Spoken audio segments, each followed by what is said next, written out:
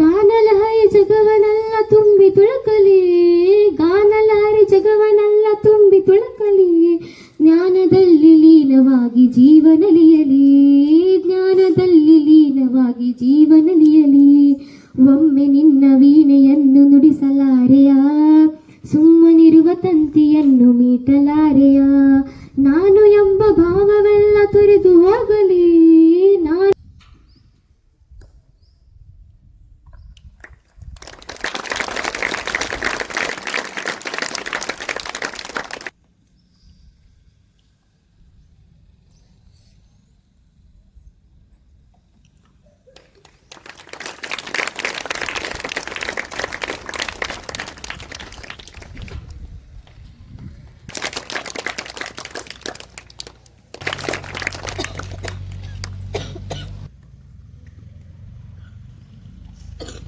ಬಸವ ಶಿಕ್ಷಣ ಸಂಕುಲಗಳ ವಾರ್ಷಿಕ ಸ್ನೇಹ ಸಮ್ಮೇಳನ 7ನೇ ತರಗತಿ ಜಿಲ್ಲಾ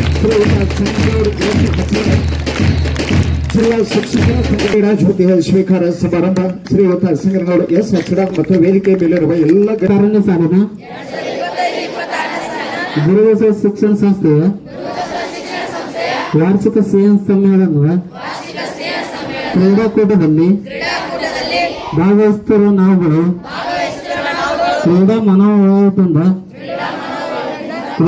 ಸಂಘ ಚೌರ್ಯ ನೇತಾಜಿ ಸುಭಾಷ್ ಚಂದ್ರ ಬೋಸ್ ಜನ್ಮದಿನಾಚರಣೆ ದತ್ತಿ ಉಪನ್ಯಾಸ ಗುರುಬಸವ ಶಿಕ್ಷಣ ಸಂಕುಲಗಳ ವಾರ್ಷಿಕ ಸ್ನೇಹ ಸಮ್ಮೇಳನ ಹಾಗೂ 7ನೇ ತರಗತಿ SLC ದ್ವಿತೀಯ PUC ವಿದ್ಯಾರ್ಥಿಗಳ ಬೀಳ್ಕೊಡೋ ಸಮಾರಂಭದ ಅಂಗವಾಗಿ ಇವತ್ತು ಗುರುಬಸವ ಶಿಕ್ಷಣ ಸಂಸ್ಥೆಯಲ್ಲಿ ಹಮ್ಮಿಕೊಂಡಿರುವ ವಾರ್ಷಿಕ ಕ್ರೀಡಾಕೂಟದ ಈ ಸಮಾರಂಭದ ದಿವ್ಯ ಅಧ್ಯಕ್ಷತೆಯನ್ನು ವಹಿಸಿಕೊಂಡಿರ್ತಕ್ಕಂಥ ಈ ಸಂಸ್ಥೆಯ ಕ್ರಿಯಾಶೀಲ ಅಧ್ಯಕ್ಷರಂತ ಶ್ರೀ MB ಬಿರಾಜ್ ಸರ್ ಅವರೇ ಹಾಗೂ PU ವಿಭಾಗದ ಪ್ರಾಂಶುಪಾಲರಾದಂಥ ಚಂದ್ರಶೇಖರ್ ಅಕ್ಲೋಟೆ ಸರ್ ಅವರೇ ಹಾಗೂ ಇವತ್ತಿನ ಈ ಒಂದು ಕಾರ್ಯಕ್ರಮನ ಉದ್ಘಾಟನೆ ಮಾಡಿರುವ ನಮ್ಮ ಇಲಾಖೆಯ ದೈಹಿಕ ಶಿಕ್ಷಣ ಪರೀಕ್ಷರಂತ HK ಮಾಳಕೊಂಡ ಸರ್ ಅವರೇ, ಪ್ರೌಢಶಾಲಾ ವಿಭಾಗದ ಮುಖ್ಯೋಪಾಧ್ಯಾಯರಂತ ಶ್ರೀಮತಿ JP ಪಾಟೀಲ್ ಮುಖ್ಯೋಪಾಧ್ಯಾಯ ಗುರುಮಾತಿಯರೇ ಹಾಗೂ ಪ್ರಾಥಮಿಕ ವಿಭಾಗದ ಮುಖ್ಯೋಪಾಧ್ಯಾಯರಂತ AM ಮುಚ್ಚಂಡಿ ಸರ್ ಅವರೇ ಹಾಗೂ ಈ ಶಾಲೆಯ ಎಲ್ಲ ಶಿಕ್ಷಕರೊಂದವೇ ಹಾಗೂ ಕಾಲೇಜು ವಿಭಾಗದ ಉಪನ್ಯಾಸಕರೇ ಹಾಗೂ ಇವತ್ತಿನ ಈ ಕಾರ್ಯಕ್ರಮದ ಕೇಂದ್ರ ಬಿಂದುಗಳಾಗಿರ್ತಕ್ಕಂಥ ನನ್ನೆಲ್ಲ ಮುದ್ದು ವಿದ್ಯಾರ್ಥಿನಿಯರೇ, ಇವತ್ತು ನಿಮ್ಮ ಈ ಶಾಲೆಯಲ್ಲಿ ಇವತ್ತು ಕ್ರೀಡಾ ಹಬ್ಬವನ್ನು ಆಚರಿಸ್ತಾ ಇದ್ದೀರಿ. ಕ್ರೀಡೆಗೆ ಎಷ್ಟು ಮಹತ್ವ ಇದೆ ಅಂತಕ್ಕಂಥದ್ದು ನಾವು ಸ್ವಲ್ಪ ತಿಳ್ಕೊಂಡ್ರೆ ನಾವು ಏನೆಲ್ಲ ಜೀವನದಲ್ಲಿ ಸಾಧಿಸಬಹುದು ಅಂತಕ್ಕಂಥದ್ದನ್ನು ಸ್ವಲ್ಪ ಗಮನದಲ್ಲಿಡಬೇಕು. ಸ್ವಾಮಿ ವಿವೇಕಾನಂದರು ಮಾತು ಹೇಳ್ತಾರೆ, 100 ಆಸ್ಪತ್ರೆಗಳನ್ನು ಕಟ್ಟಿಸುವುದಕ್ಕಿಂತ ಒಂದು ಕ್ರೀಡಾಂಗಣ ನಿರ್ಮಿಸುವುದು ಲೇಸು. ಅದೇ ರೀತಿ ಗ್ರೀಕ್ ತತ್ವಜ್ಞಾನಿ ಪ್ಲೇಟೋರದ್ದು ಮಾತು ಹೇಳ್ತಾರೆ, ಆಟದ ಮೈದಾನವಿಲ್ಲದ ಶಾಲೆ ಭೂತ ಬಂಗಲೆಗಳಿದ್ದಂತೆ. ಆಟದ ಮೈದಾನಗಳಿಲ್ಲದ ಶಾಲೆ ಭೂತ ಬಂಗಲೆಗಳಿದ್ದಂತೆ, ಆಟದ ಮೈದಾನವಿದ್ದ ಶಾಲೆ ದೇವ ಮಂದಿರವಿದ್ದಂತೆ. ಈ ಗುರುಬಸವ ಸಂಸ್ಥೆಯ ಅಧ್ಯಕ್ಷರು ನಿಮ್ಮ ಮಕ್ಕಳ ಹಿತದೃಷ್ಟಿಯಿಂದ ಈ ಶಾಲೆಯಲ್ಲಿ ಉತ್ತಮವಾದಂತಹ ಕ್ರೀಡಾಂಗಣ ನಿರ್ಮಿಸಿದ್ದಾರೆ. ಇದು ನಿಜಕ್ಕೂ ಗುರುಬಸವ ಶಿಕ್ಷಣ ಸಂಸ್ಥೆ ದೇವ ಮಂದಿರವಿದ್ದಂತೆ, ಆ ದೇವ ಮಂದಿರದಲ್ಲಿ ತಾವೆಲ್ಲರೂ ದೇವರಿದ್ದಂತೆ ಅಂತಕ್ಕಂಥ ಈ ಸಂದರ್ಭದೊಳಗೆ ನಾನು ಹೇಳಕ್ಕೆ ಬಯಸ್ತಾ ಇದ್ದೀನಿ. ಕ್ರೀಡೆ ಇಲ್ಲದ ಜೀವನ ಕೀಡೆ ತಿಂದ ಹಣ್ಣಿನಂತ. ಯಾರು ಕ್ರೀಡೆ ಬಗ್ಗೆ ಆಸಕ್ತಿ ಇಲ್ಲ, ಯಾರಿಗೆ ಕ್ರೀಡೆಯಲ್ಲಿ ಭಾಗವಹಿಸಲಿಕ್ಕ ಇಚ್ಛೆ ಇಲ್ಲ ಅಂತವ್ರ ಜೀವನ ಹೆಂಗಂತಂದ್ರ ಕೀಟ ತಿಂದ ಹಣ್ಣಿನಂಗಂತ. ಹಣ್ಣೊಳಗೆ ಹೆಂಗದು ಹಣ್ಣು ಕೀಟ ತಿಂದ್ರೆ ಅದ್ರೊಳಗೆ ಹೆಂಗ್ ಸ್ವಾದಿರಲ್ಲ ಅಂತ ಒಂದು ಜೀವನ. ಅರಮನೆಯೇ ಆರೋಗ್ಯವೇ ಅರಮನೆ, ಅನಾರೋಗ್ಯವೇ ಸೆರೆಮನೆ. ಈ ಜೀವನದೊಳಗೆ ನಾವು ಏನೆಲ್ಲ ಸಂಪತ್ತು ಗಳಿಸಬಹುದು, ಸಂಪತ್ತು ಕಳಿಬಹುದು, ಕಳೆದ ಸಂಪತ್ತನ್ನ ಮರಳಿ ಗಳಿಸಬಹುದು. ಆದರೆ ಆರೋಗ್ಯ ಅಂತಕ್ಕಂಥ ಸಂಪತ್ತನ್ನ ನಾವು ಕಳೆದುಕೊಂಡಾಗ ಮತ್ತೆ ಗಳಿಸಲಿಕ್ಕೆ ಸಾಧ್ಯವಿಲ್ಲ. ಹಾಗಾಗಿ ನಾವು ಕ್ರೀಡೆಯಲ್ಲಿ ಪ್ರತಿದಿನ ಶಿಕ್ಷಣ ತಜ್ಞರು ಸಾಕಷ್ಟು ವಿಚಾರಗಳನ್ನು ಹೇಳಿದ್ದಾರೆ. ಯಾವ ಮಗು ದಿನಕ್ಕೆ 40 ನಿಮಿಷ ಆಟ ಆಡ್ತದೋ ಆ ಮಗು ಸದೃಢವಾಗಿ ಬೆಳಲಿಕ್ಕೆ ಸಾಧ್ಯ ಅದ. ಸದೃಢವಾದ ದೇಹದಲ್ಲಿ ಸದೃಢವಾದ ಮನಸ್ಸು ಇರ್ತದೆ ಅಂತ ಹೇಳ್ತಾರೆ. ಹಾಗಾಗಿ ಪ್ರತಿಯೊಬ್ಬ ಮಗು ಕ್ರೀಡೆಯಲ್ಲಿ ಒಂದು 40 ಗಂಟೆ ಆದರೂ ಆಟವನ್ನು ಆಡಬೇಕು. ಇವತ್ತಿನ ಕಾಲಮಾನದಲ್ಲಿ ಏನಾಗಿದೆ ಅಂತಂದ್ರೆ ಅಂಕ ಗಳಿಸಿದ ಒಂದೇ ಶಿಕ್ಷಣ ಆಗಿಬಿಟ್ಟದು. ನಾವು ಅಂಕಕ್ಕೆ ಹೆಚ್ಚು ಮಾತು ಕೊಡಬಾರದು. ನಾವು ಕ್ರೀಡೆಯಲ್ಲಿ ಭಾಗವಹಿಸೋದ್ರಿಂದ ನಮ್ಗೆ ಎಷ್ಟೆಲ್ಲ ಲಾಭಗಳವ ಅಂತಂದ್ರೆ ನಾವು ಸದೃಢವಾದ ಆರೋಗ್ಯವನ್ನು ಗಳಿಸಬಹುದು. ಆಮೇಲೆ ಸೋಲು ಗೆಲುವಿನ ಒಂದು ನೀತಿಯನ್ನು ಕಲಿಬಹುದು ಮತ್ತು ಸಮಾಜದಲ್ಲಿ ಹೆಂಗೆ ನಾವು ಬದುಕಬೇಕಂತಕ್ಕಂಥ ನಾಯಕತ್ವ ಗುಣವನ್ನು ಕಲಿಬಹುದು. ಆಮೇಲೆ ದುಶ್ಚಟಗಳಿಂದ ನಾನು ದೂರ ಇರಬಹುದು. ಇಷ್ಟೆಲ್ಲ ಕ್ರೀಡೆಗಳಿಂದ ನಾವು ಕಲಿಬೇಕಾದಾಗ ನಾವು ಕ್ರೀಡಾಕೂಟಕ್ಕೆ ಬಹಳಷ್ಟು ಮಹತ್ವ ಕೊಡಬೇಕು. ಜೊತೆಗೆ ಕ್ರೀಡೆಯಲ್ಲಿ ಎಷ್ಟೆಲ್ಲ ಸಾಧಕರನ್ನು ನೋಡ್ತೀವಿ ನಾವು. ಸಚಿನ್ ತೆಂಡೂಲ್ಕರ್ ಅವರು 8ನೇ ಫೇಲ್ ಆದವರು.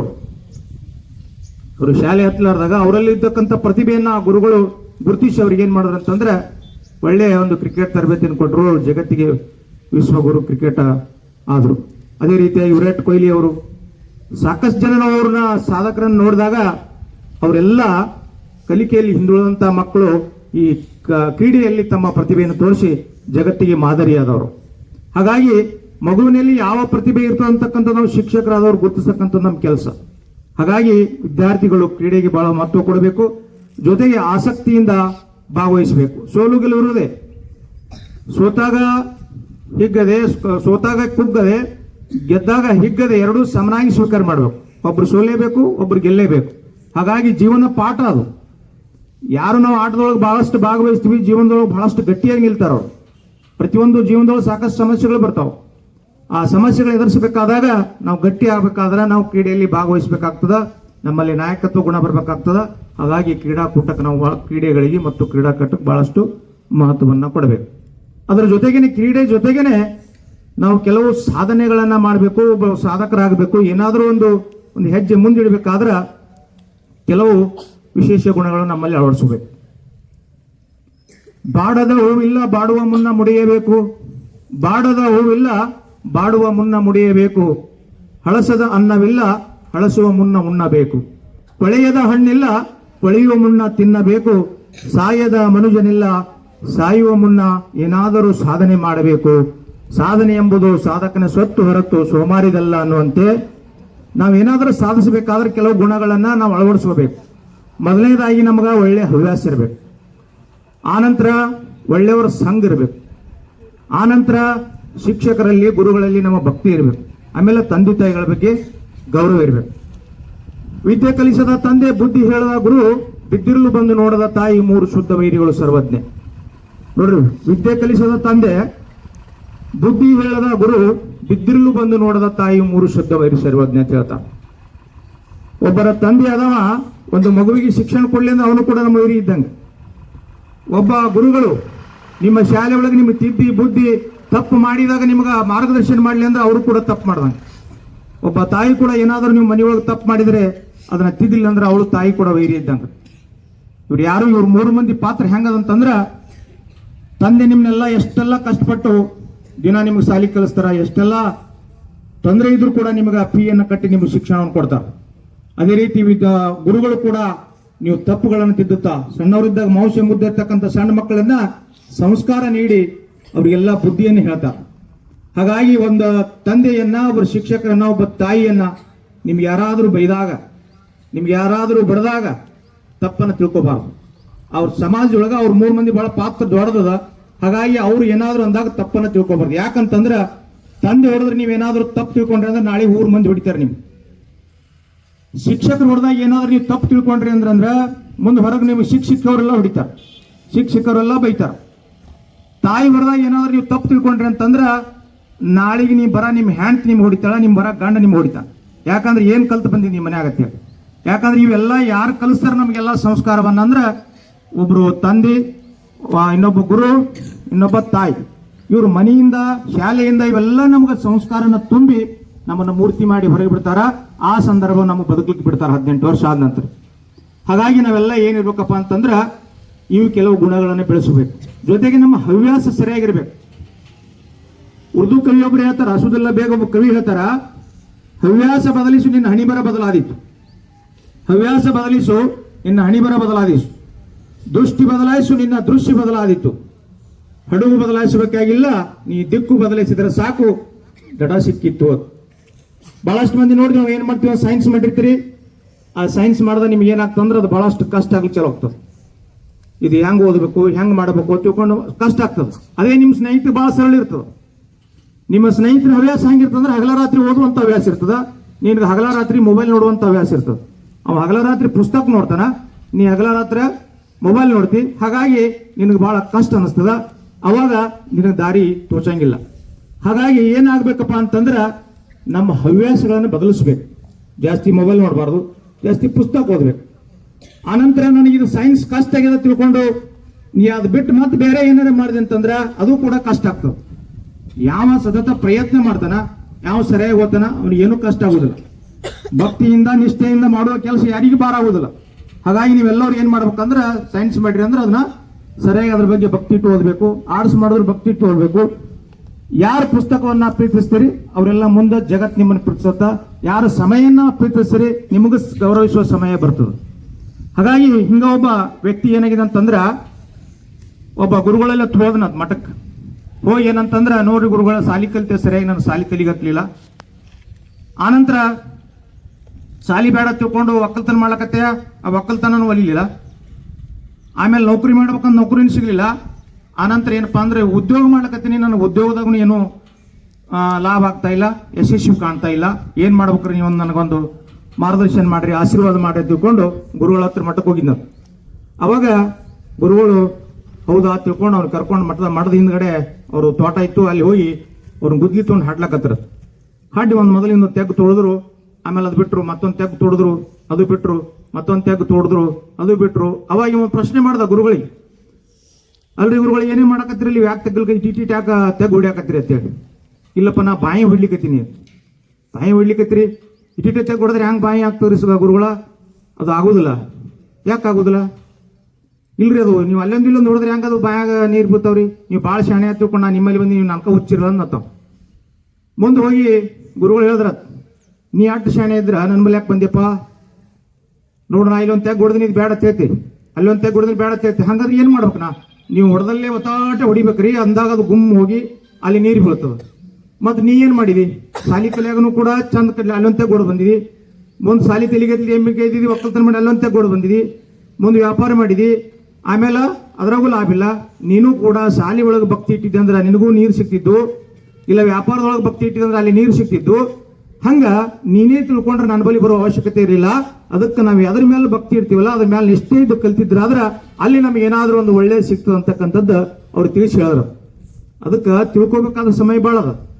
ಹಾಗಾಗಿ ನಾವೆಲ್ಲ ಏನ್ ಮಾಡ್ಬೇಕಪ್ಪ ಅಂತಂದ್ರೆ ಕೆಲವು ಹವ್ಯಾಸಗಳನ್ನ, ಕೆಲವೊಂದು ಪ್ರಯತ್ನಗಳನ್ನ ಮೇಲಿಂದ ಮೇಲೆ ಮಾಡಬೇಕು. ಜೊತೆಗೆ ನಮ್ಮ ಸಂಘ ಸರಿಯಾಗಿರ್ಬೇಕು. ನಮ್ಮ ಜೊತೆ ಇರ್ತಕ್ಕಂಥ ಸಂಘಗಳು ಕೂಡ ನಮ್ ಸರಿಯಾಗಿರ್ಬೇಕು. ಚಿನ್ನ ಕೊಟ್ಟರು ಬೇಡ ಕನ್ನ ಹಾಕುವವರ ಸಂಘ, ಅನ್ನ ಕೊಟ್ಟರು ಬೇಡ ಅವಿವೇಕಿಗಳ ಸಂಘ, ಹಾಲು ಕೊಟ್ಟರು ಬೇಡ ಹಂಗಿಸುವರ ಸಂಘ, ಚಿನ್ನ ಕೊಟ್ಟರು ಬೇಡ ನಾಸ್ತಿಕರ ಸಂಘ, ಆಸ್ತಿ ಕೊಟ್ಟರು ಬೇಡ ನಾಸ್ತಿಕರ ಸಂಘ, ದುಡ್ಡು ಕೊಟ್ಟರು ಬೇಡ ದುರ್ಜನರ ಸಂಘ, ಕೊಟ್ಟರೆ ಕೊಡು ಶರಣರ ಸಂಘ, ಮರುಕ್ಷಣವೇ ಬರಲಿ ಮರಣ ಮಾಡು ನೀ ಉತ್ತಮರ ಸಂಘ. ಯಾರು ಉತ್ತಮರ ಸಂಘವನ್ನು ಮಾಡ್ತೀವಲ್ಲ ನಾವು ಉತ್ತಮವನ್ನು ಕಲಿತೀವಿ. ಭಾಳ ನೋಡಿ ಅಭ್ಯಾಸ ಮಾಡೋರು ಕೂಡ ಅವ್ರ ಜೊತೆ ನೀವು ಗೆಳತನ ಮಾಡ್ರಿ, ಅವರೆಲ್ಲ ಓದಲಿಕ್ಕೆ ಹಚ್ತಾರೆ. ನಿಮ್ಗೆ ಬಹಳಷ್ಟು ಮಂದಿ ಸುಮ್ಮನೆ ಮಾತು ಹೇಳೋರು ಕೂಡ ಕುಂದ್ರಿ, ಅವರೆಲ್ಲ ಇರ್ಲಾರ ಮಾತು ಹೇಳಿ ಬರೀ ಮಾತು ಹೇಳಕ್ ಹಚ್ತಾರೆ. ಆಮೇಲೆ ಯಾರ ನಿಮ್ಮ ಮ್ಯಾಲ ಪ್ರಭಾವ ಬೀರ್ತಾರಂದ್ರೆ, ಯಾರ ಗೆಳತನ ಒಳ್ಳೇದಿರ್ತದ ಅವ್ರು ಅದೇ ವಿಚಾರಗಳನ್ನ ನಿಮ್ಮ ಮ್ಯಾಲ ಬಿತ್ತಾರ. ಹಾಗಾಗಿ ಒಂದ್ ಸಣ್ಣ ದೃಷ್ಟಾಂತ ಹೇಳ್ತೀನಿ ನಿಮ್ಗೆ. ಒಂದ್ಸಾರಿ ಯಾಕೆಷ್ಟು ಪ್ರಭಾವ ಬೀರ್ತದೆ ನಮ್ಮ ಪರಿಸರ, ನಮ್ಮ ಸುತ್ತಮುತ್ತಲಿನ ಸಂಘ ಅಂತಂದ್ರೆ, ಒಂದ್ಸಾರಿ ಹುಲಿ, ದೊಡ್ಡ ಹುಲಿ ಗುಹೆದೊಳಗೆ ಮರಿ ಹಾಕಿತ್ತು. ಆ ಮರಿ ಹಾಕಿದಾಗ ಒಂದೆರಡು ದಿನ ಆದ ತಕ್ಷಣ ಮತ್ತದು ಬೇಟೆ ಆಡ್ಲಿಕ್ಕ ಆ ಮರಿ ಆ ಗುಹೆದಾಗ ಬಿಟ್ಟು ಹೊರಗಡೆ ಏನದಂದ್ರೆ ಬೇಟೆ ಆಡ್ಲಿಕ್ಕೆ ಹೋಯ್ತು ದೊಡ್ಡ ಹುಲಿ. ಆ ಗುಹೆ ಒಳಗೆ ಸಣ್ಣ ಮರಿ ಇತ್ತು. ಆ ಸಣ್ಣ ಮರಿ ಇದ್ದಾಗ ಅದು 2 ದಿನ ಬೇಟೆ ಆಡ್ಕೊಂಡು ಬರದ್ರಾಗ ಮುಂದೆ ಒಂದು 100 ಕುರಿಗಳ ಹಿಂಡ ಐದು ಹೊಂಟಿತ್ತು. ಆ ಗುಹೆದಿಂದ ಬಂದು ನೋಡಿದಂತ ಆ ಹುಲಿ ಮರಿ ಆ ಕುರಿ ಒಳಗೆ ಸೇರ್ಕೊಂಡ್ಬಿಡ್ತದ. ಒಂದು 1000 ಕುರಿಗಳಿದ್ದು ಕುರಿ ಕೈ ಹೊಂಟಿದ್ದ, ಅದ್ರಾಗ ಸೇರ್ಕೊಂಡ್ಬಿಟ್ಟು ಅದೆಲ್ಲ ಕುರಿಗಳು ಕೂಡ ಹೋಗ್ಬಿಡ್ತ ಕಡೆ. ಮುಂದಿದ್ದು ದೊಡ್ಡ ಹುಲಿ ಬತ್ತು ಗುಹೆದಾಗ ನೋಡ್ತು, ಹುಲಿ ಮರಿ ಇಲ್ಲ, ಎಲ್ಲಿ ತಿಳ್ಕೊಂಡು ಹುಡುಕ್ಯಾಳಕ್ ಚಲೋ ಮಾಡ್ತು. ಭಾಳ ಗಂಟಲೆ ಸಿಗ್ಲೇ ಇಲ್ಲ, ಹುಡುಕ್ತು ಸಿಗ್ಲೇ ಇಲ್ಲ. ಮುಂದ್ರಿ ಇದು ಕುರಿಯಾಗ ಹೋಗ್ಬಿಟ್ಟಿತ್ತು. ಒಂದಿನ ನೋಡ್ತು ಹುಲಿ ಎಂದು ಹುಲ್ ತಿಲ್ಲಂಗಿಲ್ಲ. ಆದ್ರ ಈ ಹುಲಿ ಮರಿ ಏನಾಗತ್ತಂದ್ರ ಆ ಕುರಿಗಳ ಕೂಡಿ ಹುಲ್ ತಿಲ್ಲಕತ್ತು, ಜಾಲಿಕೆ ತಿಲ್ಲಕತ್ತು, ಆ ಕುರಿ ಎಲ್ಲ ಏನ್ ತಿರ್ತದ ಎಲ್ಲ ತಿಲ್ಲಕತ್ತು. ಅವಾಗ ಬಹಳ ದಿನ ಆದ ನಂತರ ಆ ದೊಡ್ಡ ಹುಲಿ ಒಂದು ಹೊಳಿ ಮೇಲೆ ನಿಂತಿತ್ತು. ಅವಾಗ ನೋಡ್ತದ, ಹುಲಿ ನೋಡು, ಹುಲಿ ಬಣ್ಣ ಬೇರೆ ಇರ್ತದ, ಕುರಿ ಬಣ್ಣ ಬೇರೆ ಇರ್ತದ. ಆ ಸಂದರ್ಭದಾಗ ದೊಡ್ಡ ಹುಲಿ ನೋಡ್ತು, ನೋಡಿ ಏನ್ ಮಾಡ್ತಂದ್ರ ಅದ್ರ ಹತ್ರ ಬತ್ ಹುಲಿ ಮರಿಗೆ ಹೇಳ್ತದ, ನೋಡು ನೀ ನನ್ನ ಮಗು, ನೋಡು ನನ್ನಂಗೆ ಅದ, ಎಲ್ಲ ಬಣ್ಣ ನನ್ನಂಗೆ ಅದ, ನೋಡಕ್ ನನ್ನಂಗಿದೆ ತಿಳ್ಕೊಂಡು ಆ ನೀರಿನೊಳಗೆ ಪ್ರತಿಬಿಂಬ ತೋರ್ಸಕತ್. ತೋರ್ಸುದು ಎಷ್ಟು ಹೇಳಿದ್ರು ಕೂಡ ಅದು ಹುಲಿ ಮರಿ ನಂಬಲಿಲ್ಲ. ನಾನು ನಿನ್ನ ತಾಯಿ ಇದ್ದೀನಿ, ಆಮೇಲೆ ಈ ಕಾಡಿನೊಳಗೆ ನಾನೇ ರಾಜ್ಯ, ಇದು ಕಟ್ಟು ಕಡಿ ಪ್ರಾಣಿ ಕುರಿ, ಅದ್ರ ಬಂದು ಸೇರ್ಕೊಂಡಿದ್ದೀನಿ, ನೀನು ನಮ್ಗೆ ಅವಮಾನ ಮಾಡ್ದಾಗ್ತದ, ಬಾ ನನ್ನ ಜೊತೆ ಅಂದ್ರ ಅದು ನೀ ಯಾರು ಗೊತ್ತಿಲ್ಲ, ನಾನು ನಿನ್ ಕೂಡ ಬರಂಗಿಲ್ಲತ್ತದ. ಯಾಕಂತಂದ್ರ ಆ ಕುರಿಗಳು ಕೂಡ ಸೇರಿ ಆ ಪರಿಸರ ಪ್ರಭಾವ ಒಳಗಾಗಿ ಆ ಸಂಘ ಮಾಡಿ ಅದು ಏನಾಗ್ಬಿಡ್ತಂದ್ರೆ ಅದು ಕೂಡ ಕುರಿ ಹಂಗಾಗ್ಬಿಟ್ಟಿತ್ತು. ಹಾಗಾಗಿ ಯಾಕಂತ ಈ ಮಾತನ್ನ ಈ ಸಂದರ್ಭ ಹೇಳಿ ಅಂತಂದ್ರೆ, ನೀವು ಯಾರ ಜೊತೆ ಸಂಘವನ್ನು ಕಟ್ತೀರಿ ನೀವು ಅವ್ರಂಗ ಆಗ್ತೀರಿ. ಯಾರು ಓದೋರು ಕೂಡ ಒಳ್ಳೆಯವ್ರು ಕೂಡ ಸಂಘ ಮಾಡಿದ್ರೆ ನೀವು ಒಳ್ಳೆಯವ್ರು ಆಗ್ತೀರಿ, ಕೆಟ್ಟವ್ರು ಕೂಡ ಸಂಘ ಮಾಡಿದ್ರೆ ಅಂದ್ರೆ ನೀವು ಕೆಟ್ಟವ್ರು ಆಗ್ತೀರಿ. ಅದೇ ರೀತಿಯಾಗಿ ಸಮಯ ಸಾಧಕರು ಭಾಳ ಮಂದಿ ಇರ್ತಾರ. ನಾವು ಗೆಳತನ ಮಾಡುವಾಗಲಿ ನಮ್ಮ ಅಕ್ಕಪಕ್ಕದವಾಗಿರ್ಲಿ ಸಮಯ ಸಾಧಕರು ಇರ್ತಾರ. ಆಮೇಲೆ ಮೋಸ ಮಾಡೋರು ತಪ್ಪಲ್ಲ, ನಾವು ಮೋಸ ಹೋಗೋರು ತಪ್ಪು. ಒಂದು ಸಣ್ಣ ದೃಷ್ಟಾಂತ ಹೇಳ್ತೀನಿ ನಿಮಗೆ. ಏನಂತಂದ್ರ ಒಂದು ಸಾರಿ ಒಂದು ಊರಾಗ ಒಂದು ಮಂಗೆ ಬಂದಿತ್ತು. ಆ ಮಂಗೆ ಮಾತಾಡ್ತಿತ್ತು. ಮಂಗೆ ಮಾತಾಡ್ತಿ ಯಾರಿಗೆ ನೋಡಿದವ್ರಿಗೆ ಹೊಳ್ಳಿ ಮಾತಾಡ್ತಿತ್ತು. ಗಿಡದಾಗ ಕೂತಿತ್ತು. ಗಿಡದಾಗ ಕೂತಾಗ ಮಂಗೆ ಬರೋಣ ಎಲ್ಲ ಶಾಲೆ ಹುಡುಗರು ಹೋಗಿ ಆ ಮಂಗೆ ಗಿಡದಾಗ ಹಿಂಗೆ ನೋಡಿದ್ರು. ನೋಡೋಣ ಅದು ಮಂಗೆ ಹಿಂಗೆ ನೋಡಿ ಏನು ಮಾತಾಡಿಸ್ ಹೊಳ್ಳಿ ಅಂದ್ರ ಹಿಂಗೆ ಮಾಡಿ ಯಾರಿಗಾರ ತಿಳ್ಕೊಂಡು ಕೈ ಮಾಡ್ತಿತ್ತು. ಅವಾಗ ಊರ್ ಮಂದಿ ಎಲ್ಲ ಗಾಬರಿ ಆದ್ರು, ಇಲ್ಲ ಹಿಂಗೆ ಒಂದು ಮಂಗೆ ಬಂದದ, ಅದು ನೋಡಿದವ್ರಿಗೆಲ್ಲ ಹಿಂಗೆ ಮಾಡಿ ಯಾರಿಗಾರ ಹೇಳಕತ್ತದ, ಅದಕ್ಕೆ ಭಯ ತಿಳ್ಕೊಂಡು ಅವ ಊರಾಗ ಗೌಡ್ರ ಬಳಿ ಹೋದ್ರು. ಹಿಂಗೊಂದು ಮಂಗೆ ಬಂದ್ರಿ ಊರ ಅಕ್ಷಿ ಗಿಡದಾಗ ಕೂತದ, ಅದು ಏನ್ ಮಾಡ್ಲಕತ್ತಂದ್ರ ಹಿಂಗೆ ಮಾಡಿ ಯಾರಿಗಾರ ತಿಳ್ಕೊಂಡು ಮಾತಾಡ್ಸಕತ್ತದ, ಯಾರಿಗೆ ಏನೇನ್ ಮಾಡಿ ತಿಳ್ಕೊಂಡು ಗೌಡ್ರಿಗೆ ಹೇಳಿದ್ರು. ಅವ್ರು ಗೌಡ್ರು ಏನೋ ಒಂದು ಕೆಲಸ ಒತ್ತಡದಾಗಿದ್ರು. ಅವ್ರು ಸ್ವಲ್ಪ ಕೂತು ಆಯ್ತು ನೋಡೋಣ ಈಗ ಬರ್ತೀನಿ ತಿಳ್ಕೊಂಡು ಇವ್ರಿಗೆಲ್ಲ ಕಳಿಸಿದ್ರು. ಆಗ ಊರ್ ಗೌಡನ ಕೆಲಸ ಬತ್ತು, ಅಗಸಾಗಿ ಹೊಂಟಿದ್ದ.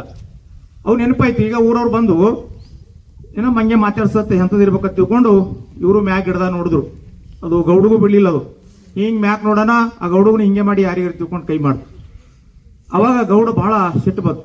ನಾವು ಊರ್ ಗೌಡ ನನಗೂ ಹಿಂಗೆ ಮಾಡ್ತಂದ್ರ ಆ ಕೆಳಗೆ ಹೋಗಿ ಊರಾಗೆಲ್ಲ ಡಂಗರ್ ಸಾರಿಸಿ 1 ಲಕ್ಷ ರೂಪಾಯಿ ಬಹುಮಾನ ಇದು ಯಾರು ಹಿಡಿದು ಕೊಡ್ತೀರಿ, ಅದಕ್ಕೆ 1 ಲಕ್ಷ ರೂಪಾಯಿ ಬಹುಮಾನ ತಿಳ್ಕೊಂಡು ಘೋಷಣೆ ಮಾಡೋದು. ಅವಾಗ ಗೌಡ್ರು ಹೊರಗೆ ಹೋಗಿ ಬರೋದ್ರಾಗ ಒಬ್ಬ ಮನುಷ್ಯ ಬಂದ, ಶಾಣೆ ಇದ್ದವ. ಮಂಗ್ಯಾಗ ಹಿಡಿಬೇಕಂದ್ರೆ ಮಂಗ್ಯನ್ಕಿಂತ ಶಾಣೆ ಇದ್ದವ ಬರ್ಬೇಕು.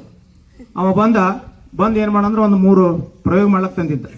1-2 ಹಣಿಗಿ, 1-2 ಬಾಳೆಹಣ್ಣ, 1-2 ಚಲೋ ಚಾಕು ತಂದಿದ್ದ. ಅವ ಬಂದು 1 ಲಕ್ಷ ರೂಪಾಯಿ ಬಹುಮಾನ ಕೊಡ್ತಾರೆ ತಿಳ್ಕೊಂಡು ಮಂಗೆ ಹಿಂಗೆ ನೋಡ್ದ. ಆ ಮಂಗ್ಯನು ಹೊಳ್ಳಿ ಇವನಿಗೆ ಹಿಂಗೆ ಮಾಡಿ ಯಾರಿಗಿರತ್. ಅವಾಗ ಇವ ಪ್ರಯೋಗ ಮಾಡವಲ್ಲ, ಇವನು ಹೊಳ್ಳಿ ನೀನು ಹಿಂಗೆ ಮಾಡಿ ಯಾರಿಗಿರಲ್ಲ. ಅವಾಗ ಇವ ಮಾಡ್ದಂಗೆ ಅದನ್ನು ಹಂಗೆ ಮಾಡ್ಲಕತ್ತು. ಅವಾಗ ಅಂದವ ಪ್ರಯೋಗ ಮಾಡವ, ಬಹುತೇಕ ಇದು ನನ್ನ ಕೈ ಸಿಗ್ತದೆ, ನನಗೆ 1 ಲಕ್ಷ ರೂಪಾಯಿ ಬಹುಮಾನ ಸಿಗ್ತದೆ ತಿಳ್ಕೊಂಡು. ಅವಾಗ ಏನ್ ಮಾಡ್ದವ, ಬಾಳೆಹಣ್ಣು ತಗೊಂಡ ಹಿಂಗೆ ಸುಲ್ ತಿಲ್ಲಕತ್ತ, ಹಿಂಗೆ ನೋಡ್ಲಕತ್ತ. ಆ ಬಾಳೆಹಣ್ಣು ಕೂಡ ಅದಕ್ಕೆ ಹೋಗದ ಮ್ಯಾಗ. ಇವ ಹೆಂಗೆ ಸುಲಿಕತ್ತನ ಅದನ್ನು ಹಂಗೆ ಸುಲಿತು. ಇವ ಸಪ್ಪಿ ಹೊರಗೆ ಹೋಗದ, ಸಪ್ಪಿ ಹೊರಗೆ ಬಾಳಿಕೆ ತಿಂದ, ಅದನ್ನು ತಿತ್ತು. ಮುಂದೆ 2ನೇದು ಹಿಂಗೆ ಹಣಿಗಿ ಕೋತ್ ನಿಂತ ಇವ, ಅದನ್ನು ಹಿಂಗೆ ಹಣಿಗಿಲಿ ಕೋತ್ ನಿಂತು. ಮುಂದೆ ಹೊಳ್ಳಿ ಇವನಿಗೆ ಪೂರ ಕನ್ಫರ್ಮ್ ಆಯ್ತು, ಇದು ಹೆಂಗೋ ಮಂಗೆ ನನ್ನ ಕೈ ಸಿಗ್ತದ, ಆಮೇಲೆ ನಾನು 1 ಲಕ್ಷ ರೂಪಾಯಿ ಬಹುಮಾನ ಬರ್ತದೆ ತಿಳ್ಕೊಂಡು.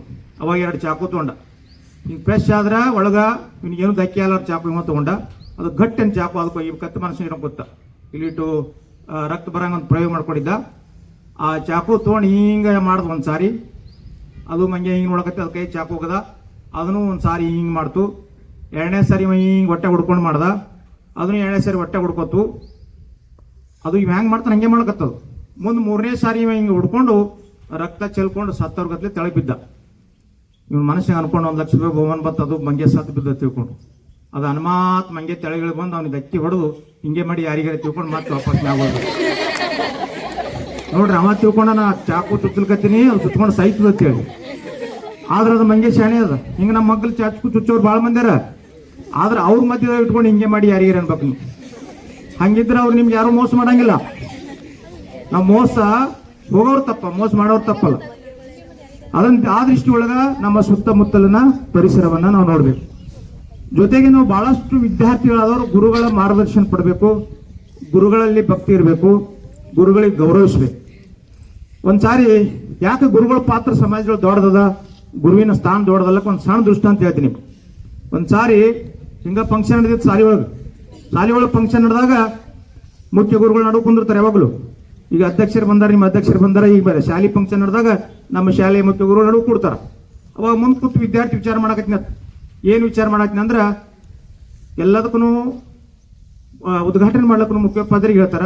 ಮುಖ್ಯೋಪಾಧ್ಯಾಯರಿಗೆ ಮೊದಲು ಹರ ಹಾಕ್ತಾರ, ಆಮೇಲೆ ಮುಖ್ಯೋಪಾಧ್ಯಾಯರ ಹೆಸರು ಹೇಳ್ತಾರೆ. ಎಲ್ಲದಕ್ಕೂ ಮುಖ್ಯೋಪಾಧ್ಯಾಯರಿಗೆ ಎಷ್ಟು ಗೌರವ ತಿಳ್ಕೊಂಡು ಆ ವಿದ್ಯಾರ್ಥಿ ಏನಂತ ನಾ ಆದ್ರೆ ಶಾಲಿ ಕಲ್ತು ಮುಂದೆ ನಾ ಮುಖ್ಯೋಪಾಧ್ಯಾಯ ಆಗ್ಬೇಕು ಅಂತ ತಿಳ್ಕೊಂಡು ವಿಚಾರ ಮಾಡ್ಕೊಂಡು ಕೂತ್ನ. ಅವಾಗ ಹಿಂಗೆ ಫಂಕ್ಷನ್ ನಡೆದ್ರಾಗ ನಮ್ಮ ಇಲಾಖೆಯಿಂದ BO ಸಾಹೇಬ್ರು ಬಂದ್ರ. BO ಸಾಹೇಬ್ರು ಬಂದು ಹೆಡ್ ಮಾಸ್ಟರ್ ದೊಡ್ಡವರು. ಅವಾಗ ನಟ್ ನಡುವಿನ ಕುರ್ಚಿ ಹೋಯ್ತವ್ರು, ಮಕ್ಕಳು ಹೋಗಿ ಕೂತ್ರು ಹೆಡ್ ಮಾಸ್ಟರ್. ಅವಾಗ BO ಅವ್ರು ಬಂದು ಕೂತ್ರು. ಅವಾಗ ವಿದ್ಯಾರ್ಥಿ ಎಲ್ಲ ಕತ್ತ ಇಷ್ಟು ಹೊತ್ತು ನಮ್ಮ ಹೆಡ್ ಮಾಸ್ಟರ್ ದೊಡ್ಡವ್ರು ತಿಳ್ಕೊಂಡಿದ್ದೀನ, ಮತ್ತೆ ಇವ್ರು ಯಾರು ದೊಡ್ಡವ್ರು ಬಂದ್ರಲ್ಲ, ಇವ್ರು ಯಾರೋ ಮುಂದೆ ಬಂದ್ಬೇಕು. ಅವ್ರು BO ಸಾಹೇಬ್ರು ಉಳಿದು ಅವರಿಗೆ ದೊಡ್ಡವ್ರು ಮಾಡಿದ್ರು. ಅವಾಗ ಇವ ಮತ್ತೆ ವಿದ್ಯಾರ್ಥಿ ಅನ್ನ ನಾ ಆದ್ರೆ BOನೇ ಆಗ್ಬೇಕಂತ ತಿಳ್ಕೊಂಡು ಮುಂದೆ BO ಆದ ನಂತರ DDP ಬಂದ್ರು. BO ಅವ್ರ ಸೈಡ್ ಹೋದ್ರು, DDP ನಡುವಿನ ಕುರ್ಚಿ ಕೂತ್ರು. ಅವಾಗ DDP ಆದ ನಂತರ ಕಮಿಷನರ್ ಬಂದ್ರು. ಕಮಿಷನರ್ ಆಗ್ಬೇಕಾ ಎಜುಕೇಶನ್ ಮಿನಿಸ್ಟರ್ ಬಂದ್ರು.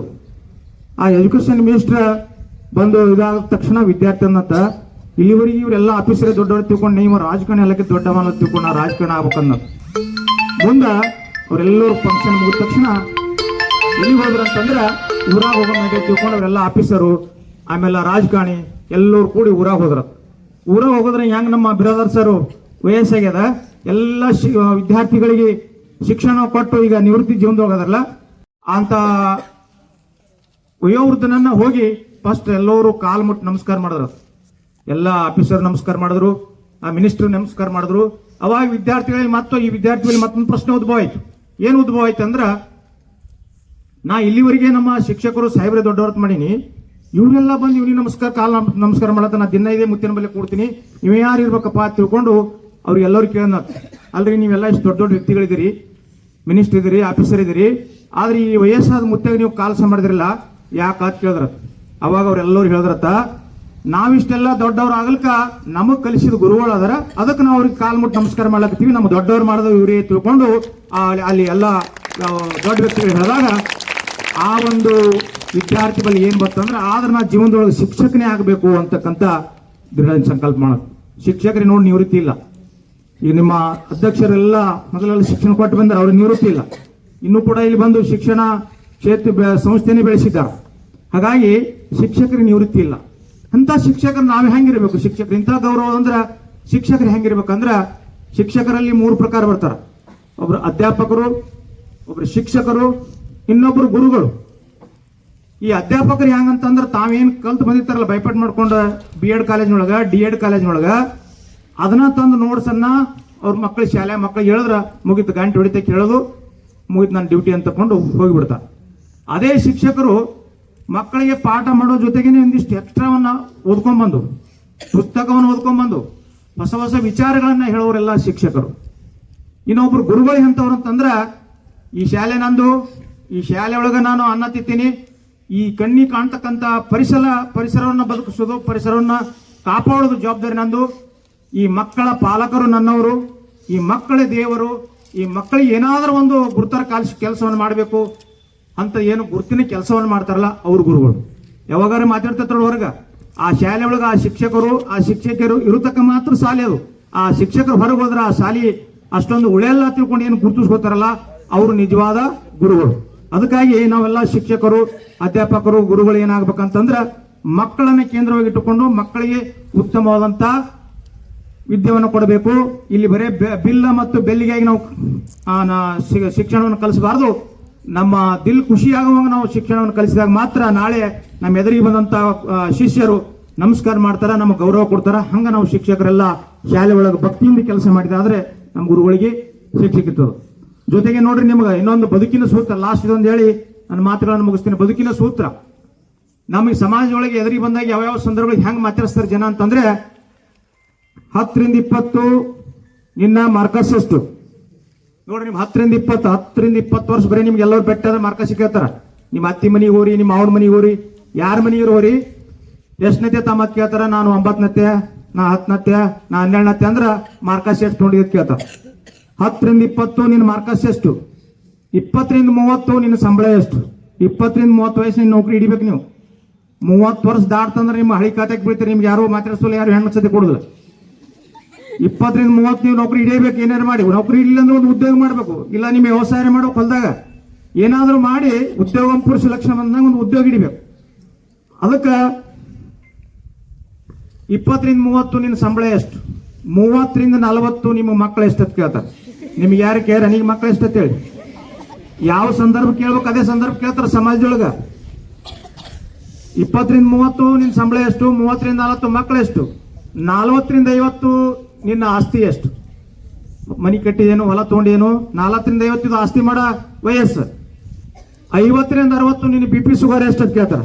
50ರಿಂದ 60 ಐತಂದ್ರೆ ಸಂಖ್ಯೆ ಐತಂದ್ರೆ ವಯಸ್ಸು ಐತಂದ್ರೆ ನಿನ್ನ BP ಶುಗರ್ ಎಷ್ಟು. ಮತ್ತೆ ನಿನ್ನ 60 ಐತಂದ್ರೆ ನಿವೃತ್ತಿ ಆಗ್ತೀವಿ, ಅವಾಗ ಮತ್ತೆ ನಿಮ್ಮ ವಯಸ್ಸು ಎಷ್ಟ್ರಿ, ನಿಮ್ಮ ಪೆನ್ಷನ್ ಎಷ್ಟ್ರಿ ಅಂತ ಕೇಳ್ತಾರೆ.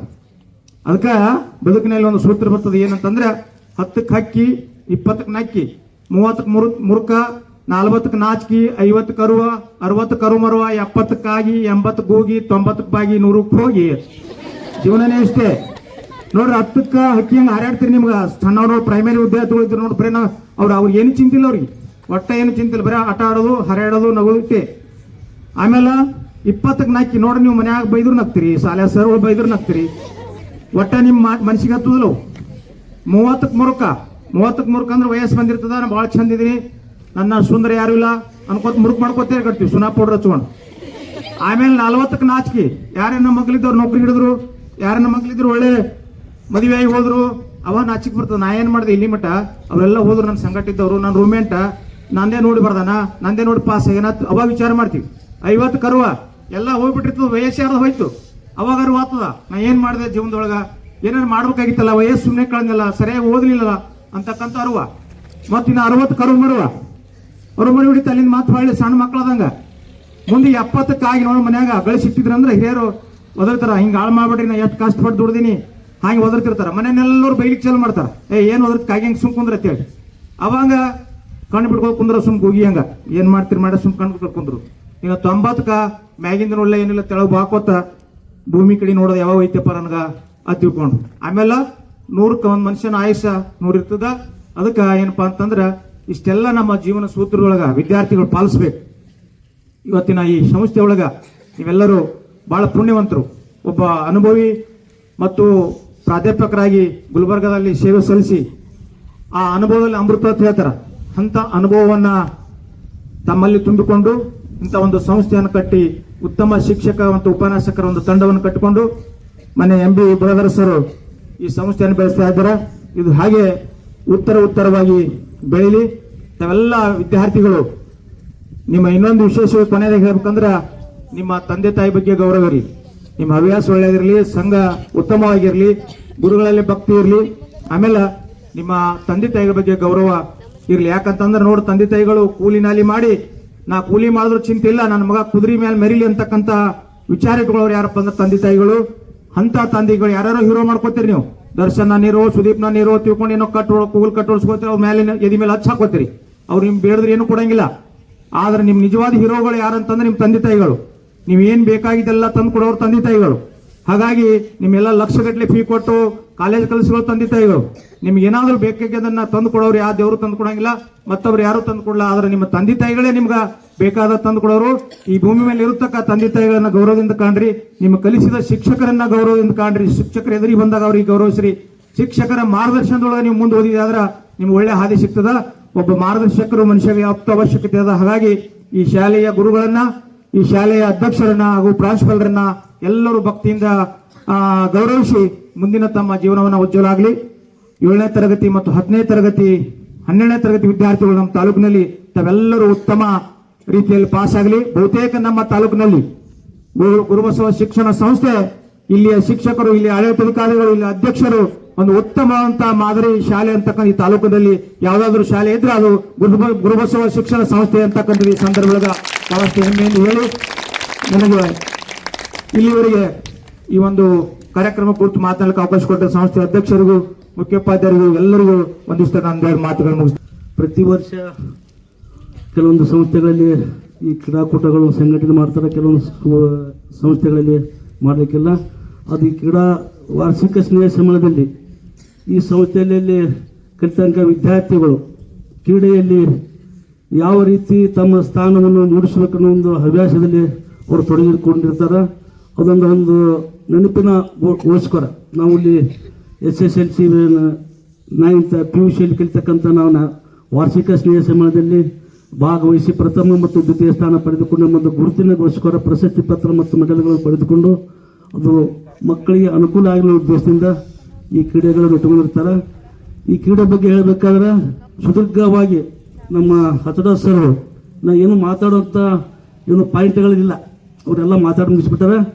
ಆದರೂ ನಮಗೆ ಉದ್ಘಾಟಕರು ಒಂದು ಮಾತು ಮಾತಾಡ್ಬೇಕಂತ ಹೇಳಿ ಅವರಲ್ಲಿ ಸಂಘದವರ ಕೋರಿಕೆ ಮೇರೆಗೆ ಅದೊಂದು ಗ್ರೀಕ್ ದೇಶದ ಅರಿಸ್ಟಾಟಲ್ ತತ್ವಜ್ಞಾನಿ ಒಂದು ಮಾತು ಹೇಳ್ತಾನೆ, A sound mind in a sound body ಅಂತ ಕೇಸಿ. ಸದೃಢವಾದ ದೇಹದಲ್ಲಿ ಸದೃಢವಾದ ಮನಸ್ಸು ಇರ್ತದೆ. ಅಂದ್ರೆ ಕ್ರೀಡೆಯಲ್ಲಿ ನಾವು ಯಾವ ದಷ್ಟಪುಷ್ಟವಾಗಿ ನಾವು ಯಾವ ವಿದ್ಯಾರ್ಥಿಗಳು ಇರ್ತಾನೆ ಅದರಂತೆ ಅವ್ರ ಮನಸ್ಸು ಸದಕ್ಕೆ ದಷ್ಟಪುಷ್ಟವಾಗಿರೋಕೆ ಸಾಧ್ಯ ಐತಿ. ಅದಕ್ಕೆ ಇವತ್ತಿನ ದಿವಸ ಎಲ್ಲ ಜನಾಂಗದ ಮಕ್ಕಳಂತ ನಾವು ಹೇಳಲ್ಲ, ಯಾವ ವ್ಯಕ್ತಿಗಳು ಕ್ರೀಡೆಯಲ್ಲಿ ಭಾಗವಹಿಸುತ್ತಾರ ಅವನ ದೇಹ ಆರೋಗ್ಯವಾಗಿರೋಕೆ ಸಾಧ್ಯ ಐತಿ. ಇಲ್ಲಿ ಯಾವುದೇ ಅವನ ರೋಗ ರುಜಿನಗಳು ಸಹಿತ ಬರೋದಿಲ್ಲ. ಅವನು ಫಿಸಿಕಲಿ ಆಗಿ ಮೆಂಟಲಿ ಆಗಿ ಮುಂದುವರಿಯೋಕೆ ಸಾಧ್ಯ ಐತಿ. ಅದೇ ರೀತಿಯಾಗಿ ನೀವು ನೋಡಿ ಈ ರಾಜ್ಯ ಮತ್ತು ರಾಷ್ಟ್ರ ಅಂತಾರಾಷ್ಟ್ರ ಮಟ್ಟದ ಕ್ರೀಡಾಪಟುಗಳು ಅವರು ಏನೇನು ಸಾಧನೆ ಮಾಡ್ಯಾರ ಅಂತ ತೆಗೆಸಿ ನಾವು ಅದರಂತೆ ಆಗ್ಬೇಕಂತ ನಿಮ್ಮಲ್ಲಿ ಆಶಾ ಭಾವನೆಗಳನ್ನು ಇಟ್ಟುಕೊಂಡು ಅದರ ರೀತಿಯಾಗಿ ನೀವು ಸರಿಯಾದ ರೀತಿಯಲ್ಲಿ ಮಾರ್ಗದರ್ಶನ ಅಥವಾ ಕೋಚರ್ಗಳು ನೀವು ಪಡೆದುಕೊಂಡ್ರೆ ಅವರಂತೆ ನೀವು ರಾಷ್ಟ್ರ ಮತ್ತು ಅಂತಾರಾಷ್ಟ್ರ ಮಟ್ಟದ ಕ್ರೀಡಾಪಟುಗಳು ಆಗೋಕ್ಕೆ ಸಾಧ್ಯ ಐತಿ. ಯಾಕೆ ಒಂದೇ ಒಬ್ಬ ಕ್ರೀಡಾಪಟು ಎಲ್ಲರೂ ಸಾಧನೆ ಮಾಡೋಕ್ಕೆ ಸಾಧ್ಯ ಇಲ್ಲ. ಒಂದಿಷ್ಟು ಮಂದಿ ಶಿಕ್ಷಣದಲ್ಲಿ ಮುಂದುವರಿತಾರೆ, ಇನ್ನಷ್ಟು ಕ್ರೀಡಾಪಟು ವಿದ್ಯಾರ್ಥಿಗಳು ಕ್ರೀಡೆಯಲ್ಲಿ ಭಾಗವಹಿಸಿರ್ತಾರೆ.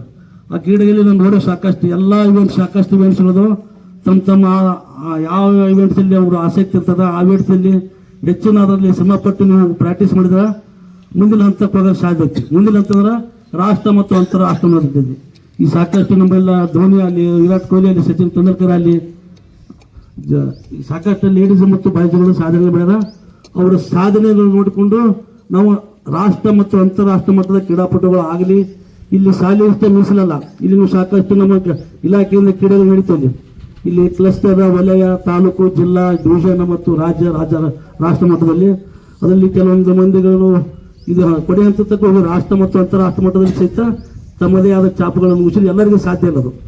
ಇಲ್ಲಿ ಎಲ್ಲರಿಗೆ ರಾಜ್ಯ ಮತ್ತು ರಾಷ್ಟ್ರ ಮಟ್ಟದಲ್ಲಿ ನಮ್ಮ ಸಾಧನೆ ತೋರಿಸ್ಬೇಕಾದ್ರೆ ಬಹಳ ಕಠಿಣ ಇರ್ತೈತಿ. ಅದಕ್ಕೆ ಸ್ವಲ್ಪ ಶ್ರಮಪಟ್ಟ ಆ ಕಠಿಣ ಸದ್ಯಕ್ಕೆ ನಾವು ಮೃದುವಾಗಿ ಸ್ವೀಕಾರ ಮಾಡ್ಕೋಬಹುದು. ಮುಂದೆ ಬರ್ತಕ್ಕಂಥ ದಿನಗಳಲ್ಲಿ ಎಲ್ಲ ಮೊದಲು ಏನಪ್ಪ ನಮ್ಮ ಫಿಸಿಕಲ್ ಫಿಟ್ ಇದ್ದಾರೆ ಏನಾದರೂ ಸಾಧಿಸಬಲ್ಲಿ. ಅನ್ಫಿಟ್ ಇದ್ರೆ ನಮಗೆ ವಿದ್ಯಾಮಟ್ಟ ನಮ್ಮ ತಲೆ ಹತ್ತಲ್ಲ. ಅದಕ್ಕೆ ನಮ್ಮ ದೈಹಿಕ ನಾವು ಸದೃಢವಾಗಿದ್ರೆ ಮಾನಸಿಕ ಸದೃಢ ಆಗುತ್ತೆ.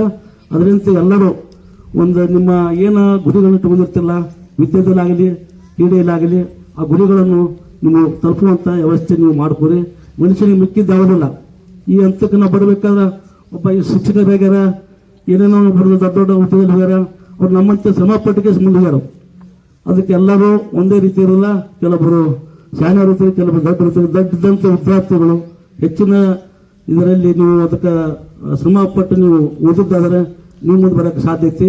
ಅದಕ್ಕೆ ಮುಂದೆ ಬರ್ತಕ್ಕಂಥ ದಿನಗಳಲ್ಲಿ ಎಲ್ಲರೂ ಚೆನ್ನಾಗಿ ಓದಿ, ಚೆನ್ನಾಗಿ ಇದು ಮಾಡಿ ಮತ್ತು ನಿಮ್ಮ ಕ್ರೀಡೆ ಪ್ರತಿಭೆಯನ್ನು ಈ ನೀವು ಸರಿಯಾದ ರೀತಿಯಲ್ಲಿ ನೀವು ತೋರಿಸಿದಪ್ಪ ಅಂದ್ರೆ ರಾಜ್ಯ ಮತ್ತು ರಾಷ್ಟ್ರ ಮಟ್ಟದಲ್ಲಿ ಈ ಸಂಸ್ಥೆ ಹೆಸರು ತರ್ತೀರಿ ಅಂತ ಹೇಳ್ತಾ ನನಗೆ ಇಲ್ಲಿ ಒಂದೆರಡು ಮಾತು ಮುಗಿಸ್ತೀನಿ. ಜೈ ಹಿಂದ್, ಜೈ ಕರ್ನಾಟಕ. ಶಿಕ್ಷಕರು ನಿಮಗೆ ಆಟದ ಕಾಂಪಿಟೇಷನ್ ಇಟ್ಟಿದ್ದಾರೆ ಇವತ್ತು.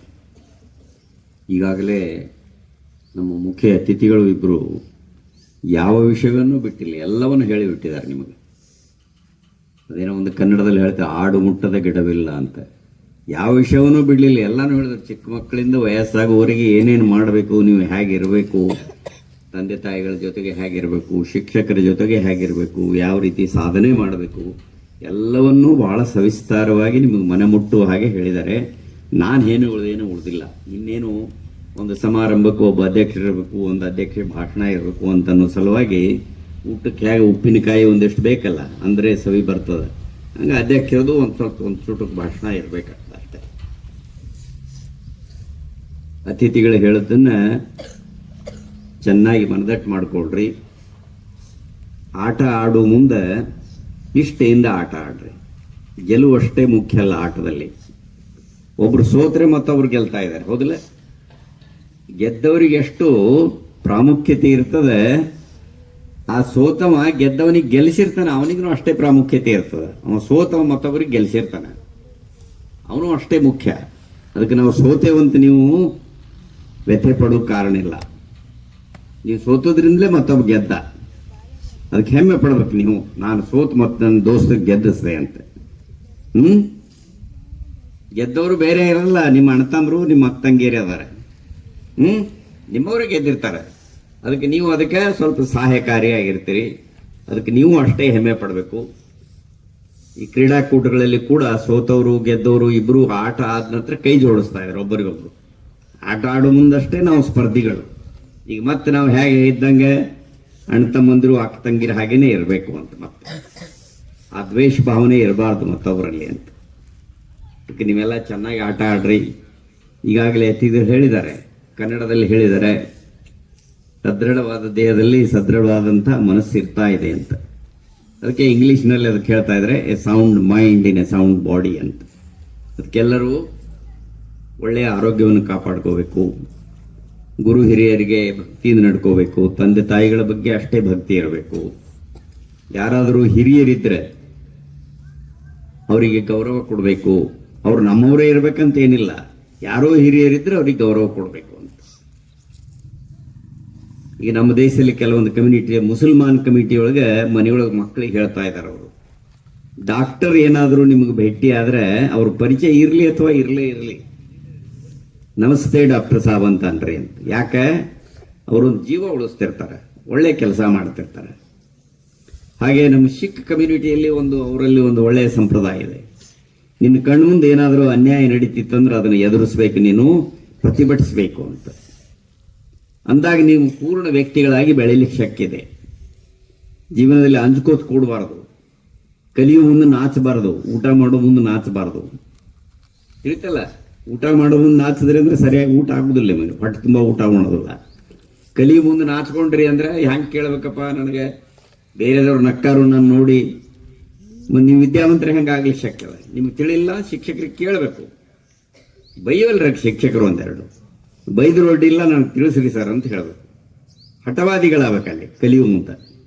ಹಾಗೆಲ್ಲ ಒಳ್ಳೆಯ ನೀವು ವಿದ್ಯಾರ್ಥಿಗಳಾಗ್ರಿ. ನಮ್ಮ ಶಿಕ್ಷಣ ಸಂಸ್ಥೆಯ ಉದ್ದೇಶ ಅದೇ ಇದೆ. ಕೇವಲ ನೀವು ನಮ್ಮ ಊರು ಮಟ್ಟಿಗೆ ಅಷ್ಟೇ ಒಳ್ಳೆಯ ವಿದ್ಯಾರ್ಥಿಗಳಾದರೆ ಸಾಲದು, ತಾಲೂಕಾ ಮಟ್ಟಕ್ಕಷ್ಟು ಒಳ್ಳೆಯ ವಿದ್ಯಾರ್ಥಿಗಳಾದರೆ ಸಾಲದು, ಜಿಲ್ಲಾ ಮಟ್ಟಕ್ಕೂ ಒಳ್ಳೆಯ ವಿದ್ಯಾರ್ಥಿಗಳಾದರೆ ಸಾಲದು, ನಮ್ಮ ರಾಜ್ಯಕ್ಕೂ ಆದರೂ ಸಾಲದು, ನಮ್ಮ ದೇಶಕ್ಕಷ್ಟೇ ನೀವು ಒಳ್ಳೆಯ ವಿದ್ಯಾರ್ಥಿಗಳಾದರೂ ಸಾಲದು. ಇಡೀ ಜಗತ್ತಿನಲ್ಲಿ ನೀವು ಬೆಳಗಬೇಕು. ಜಗತ್ತಿನ ಯಾವುದೇ ಮೂಲೆಯಲ್ಲಿ ಹೋದರೂ ಕೂಡ ನಿಮ್ಮ ಕಾಲ ಮೇಲೆ ನೀವು ನಿಲ್ಲುವಂತಹ ಸದೃಢ ವ್ಯಕ್ತಿಗಳು ನೀವು ಆಗಬೇಕು.